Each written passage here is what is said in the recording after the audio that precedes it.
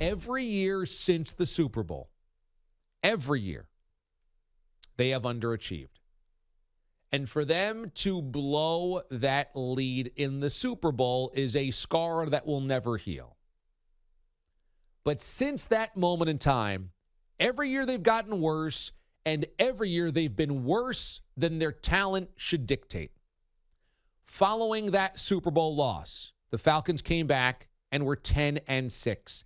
A wild card team, not even the second team in their own division. They were the third team in the NFC West and lost to the Eagles in the divisional round. Remember, wild card weekend went out to L.A. and beat the Rams that year in McVay's first season.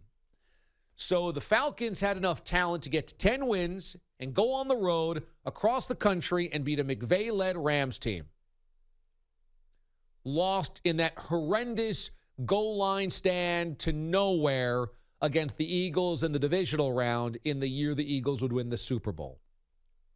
There's no reason that Falcons team the year after the Super Bowl should have been 10-6 and the last team in the playoffs. Last year, coming off 2 playoff seasons, they got even worse. They were sub 500, 7-9. And by the time we got to late October, early November, they were all crucial games for the Falcons, and they lost them all. All of the here's the fork in the road games, if you win, you keep your season alive. If you lose, it's over. They kept losing those games. 7-9.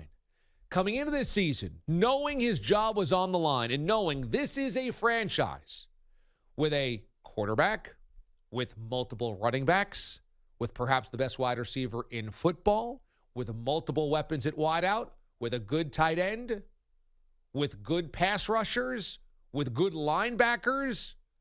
This is a team that every step of the way this year has had fork-in-the-road games. You got to win today to keep your season alive. You got to win today to keep your head above water. If you lose today, it buries you. They've lost every one of those games. And yesterday, at home, against that Rams team, the Falcons decided not to show up.